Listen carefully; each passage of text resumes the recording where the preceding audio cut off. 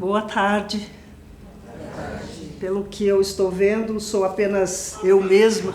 As outras pessoas não vieram ou não tiveram a permissão para estar aqui. Ou foram vocês que preferiram assim? Elas virão num outro horário, é isso? Bem, não importa. Eu trouxe comigo palavras escritas e bolas de sopro. Pequenas memórias, nome de pessoas e uma primavera.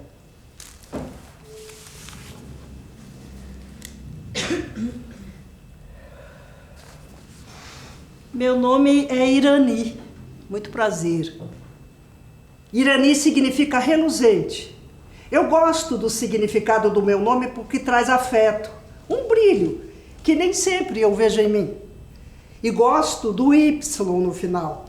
É uma letra que tem várias direções e parece um caule, e o som do Y é o mesmo do I. Ele continua se prolongando dentro da boca, da cabeça até o peito, de quem fala o meu nome. Irani. Eu acho.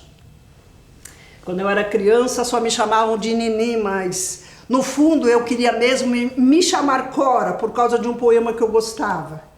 Foi aos poucos que eu aprendi a gostar do meu nome.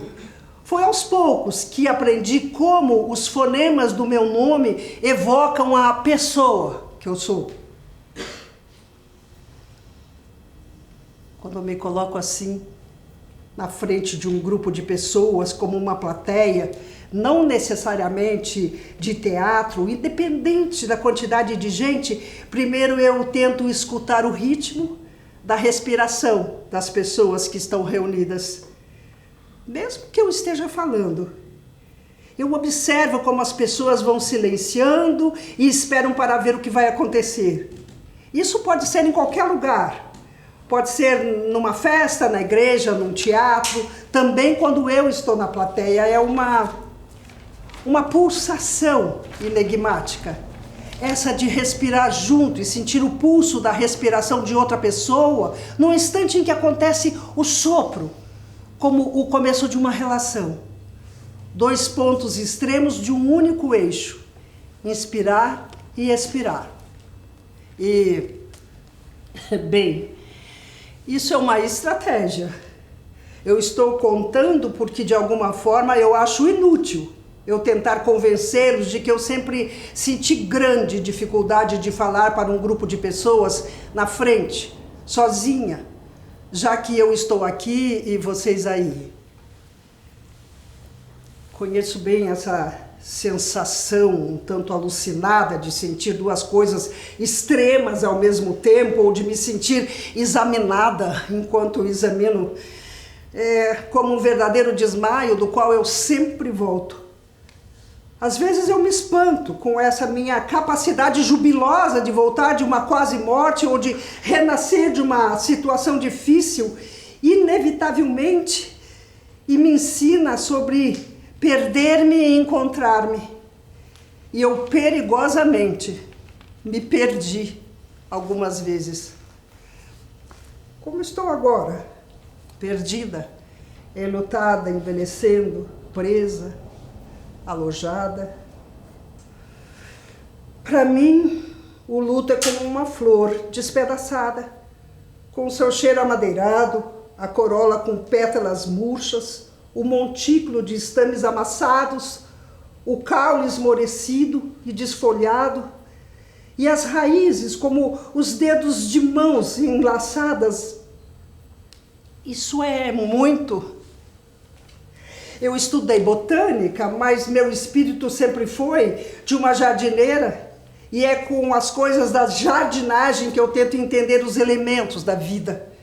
Apesar de que as plantas não têm problema moral sobre as coisas, elas são livres e naturais e nos dão o oxigênio que precisamos para respirar. Elas não têm nenhum modelo de verdade, apenas são. Eu fico triste quando uma planta morre no meu jardim. Aqui tem um pequeno jardim, mínimo, mas tem. E eu sempre sei quando uma planta vai morrer. Alguma coisa muda no núcleo, na cor, no viço da planta, mesmo que elas estejam aguadas e adubadas. As plantas envelhecem, é certo, mas às vezes, inexplicavelmente, sem nenhuma justificativa aparente, elas morrem. Foi isso que aconteceu com o Félix. Ele morreu e, por mais estranho que possa parecer, isso se aproxima do que é uma floração.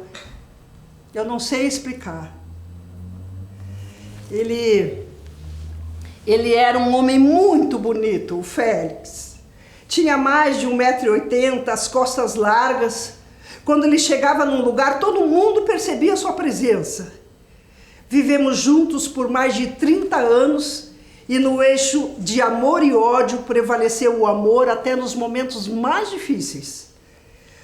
Eu gosto de me lembrar dele, mesmo que muitas vezes eu acabe com lágrimas nos olhos, porque voltam as coisas que passamos juntos e isso me faz entender um pouco do que eu sou. Félix morreu no dia 3 de abril de 2007 e foi um dos piores dias da minha vida, como se eu perdesse água, ar. Trêmula, eu não conseguia sustentar o peso do meu corpo, eu me desequilibrava na vã tentativa de evitar a queda, mas eu caí. E o meu corpo perdeu completamente a noção da gravidade. Minhas articulações não respondiam. Eu senti uma dor aguda no estômago, como se eu tivesse sido partida ao meio e não sabia mais o que era dentro ou fora de mim. Félix, acorde, não me assuste, eu vou cair. Respire, Félix, acorde. Respire, Irani, respire. Eu dizia para mim mesma. Eu chacoalhava o corpo dele, andava de um lado para o outro, tremia, chorava. Mesmo que a gente saiba que estamos nesse mundo de passagem, não acreditamos que de repente tudo pode mudar, como mudam as estações. E foi assim. Mas o que guardamos de lembranças e sentimentos dentro da gente, isso não se acaba. Assim, de repente. As pessoas, elas gostavam de conversar com o Félix. Ele sabia escutar e observar, afinal ele era jornalista. Mas também sabia fazer com que escutasse. Ele tinha na memória conversas inteiras de diferentes tempos, ele tinha uma biblioteca na cabeça e nós conversávamos muito. As plantas também escutam umas às outras e conversam. E vocês podem não acreditar, mas as plantas, elas chegam a andar para ficar mais perto uma das outras. Eu queria ter dito a ele um pouco antes da morte o quanto ele era especial para mim. O quanto eu precisava dele para ficar feliz. Eu teria abraçado o corpo dele com muito amor e dito que eu guardava espalhadas no meu ser todas as nossas melhores palavras, os nossos melhores olhares e momentos. Eu teria agradecido por todos os anos, os dias, as horas, as respirações. Quando eu e o Félix nos conhecemos, era um período difícil aqui no nosso país e as pessoas, elas desapareciam todos os dias. Nós perdemos muitos amigos na juventude e isso foi aproximando a gente. Entramos para o movimento da guerrilha e lá nós aprendemos uma outra configuração de família. Estávamos sempre prontos para correr e proteger um dos nossos irmãos. Éramos duas pessoas comprometidas e não concordávamos com o que estava acontecendo. Não podíamos silenciar e aceitar os crimes da ditadura militar. Nós vimos o corpo morto de pessoas queridas e elas estavam muito machucadas. E naquela época eu senti muito medo. O movimento da guerrilha precisava de ação todos os dias, em todos os lugares, de norte a sul, a todo momento. E era preciso passar informação adiante. Todo mundo precisava saber o que estava acontecendo, não podíamos hesitar. E isso era pouco, perto do que os companheiros estavam fazendo. Nós tínhamos uma promessa, 24 horas por dia, todos os dias. Esse tempo sombrio passou, apesar de que ainda hoje nós continuamos a perder as pessoas nas cidades, nos campos, nas florestas, de outras maneiras, mas os genocídios continuam acontecendo na frente dos nossos olhos. As pessoas aparecem mortas, as pessoas desaparecem. A grande pobreza e a fome são consideradas criminosamente acidentais ou são normalizadas. As pessoas estão diante de um muro alto, escutando as vozes que gritam que elas não pertencem a lugar nenhum. E eu nunca parei de me sentir estranha porque as coisas têm andado muito mal. E é difícil descobrir quem é o seu real inimigo. Eu acredito que o padrão do nosso comportamento atual não está desvinculado dos erros do passado. Então, ainda continuo procurando a mim mesma no meio de estudantes, professoras, bancários, costureiras, estivadores, geólogos, advogados, comerciantes, carpinteiros, taxistas, artistas, médicos, camponeses, operários. Acontece que, bem, quando Félix morreu, eu fiquei com a impressão de que ainda não era hora dele ir embora e que ele foi vítima de um destino ansioso.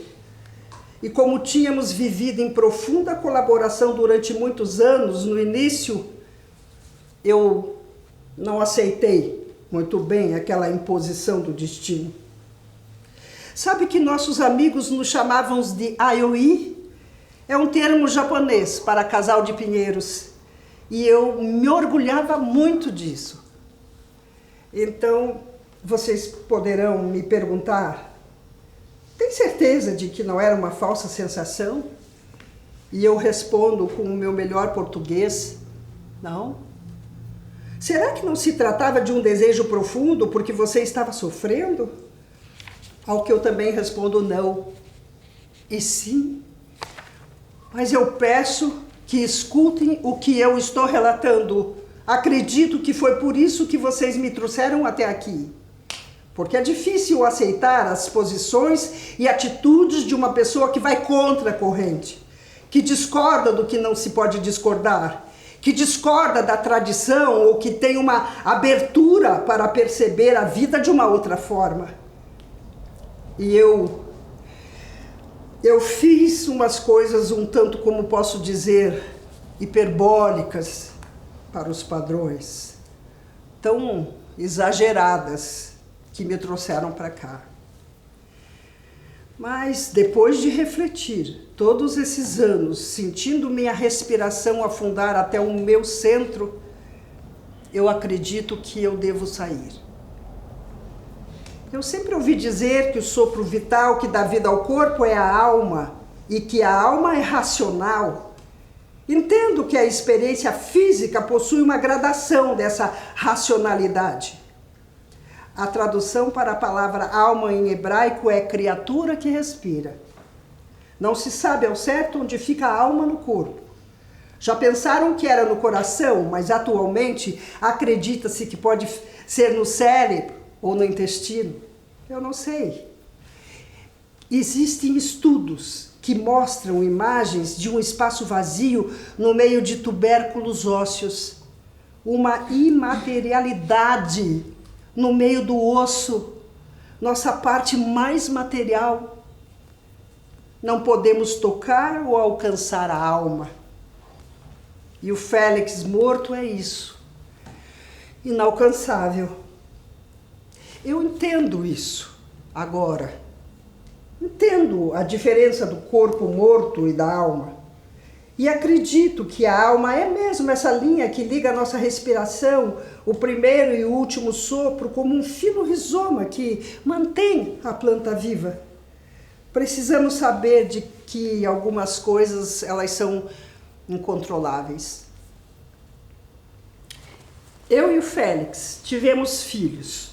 2, um menino e uma menina, Ernesto e Célia.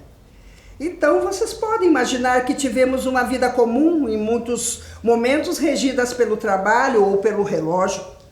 E eu posso garantir que se trata de uma experiência muito reveladora, que me fez valorizar extremamente as ações cotidianas, os pequenos cuidados, porque mesmo nessa demanda prática é possível encontrar fissuras que nos propõem dilemas difíceis de resolver se você não acionar rapidamente uma forte presença.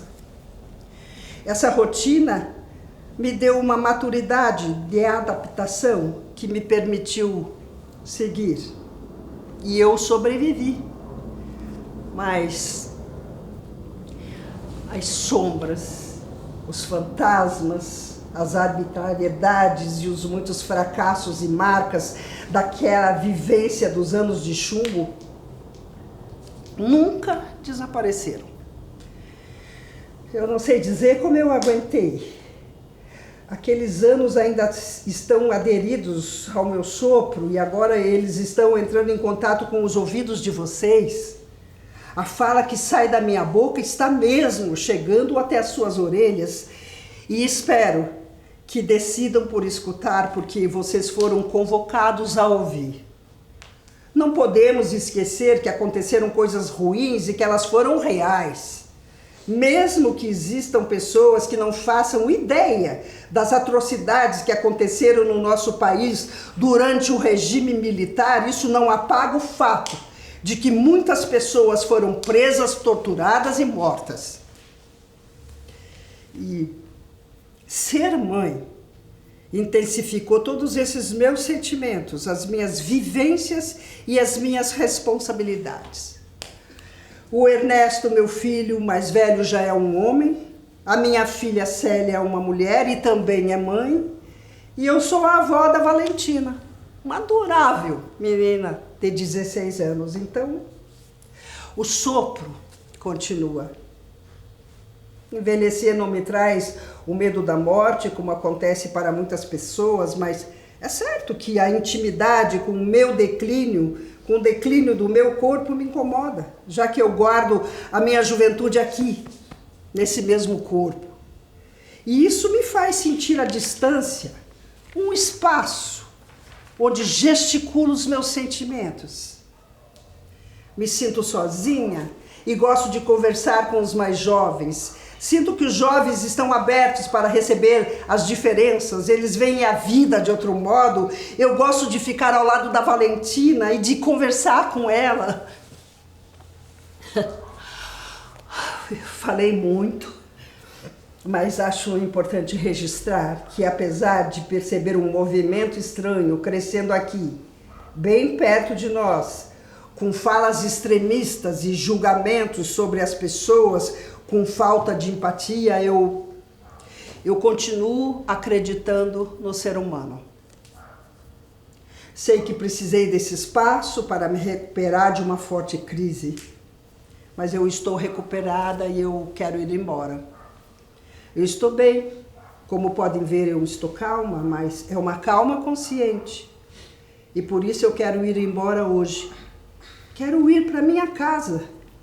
Quero ir embora hoje, eu sei que eu vou embora hoje. Mas de uma forma leve e grata, porque eu tive tempo para pensar em silêncio e lembrar de todas as coisas que aconteceram. E eu lembro das pessoas, lembro dos nomes, dos sons. Eu tenho tudo anotado aqui, nessas folhas de papel. Eu quero ir embora hoje e por isso eu trouxe essas flores para me despedir. São dentes de leão. Elas são protagonistas de várias lendas e eu me identifico com elas. As lendas falam sobre a capacidade de se fortalecer e alcançar grandes distâncias, como realmente fizeram muitas mulheres. Então, eu dedico essas flores amarelas e vivas para o presente. Que ele consiga ser vivo e amoroso. E suas plumas voadoras, eu dedico para a eternidade. que elas alcancem o pensamento atlético dos jovens que viverão nessa terra e que eles possam alcançar grandes distâncias, aferidas do local do sopro, o presente, até onde ainda não podemos imaginar, com os seus corpos elevados em máxima extensão muscular.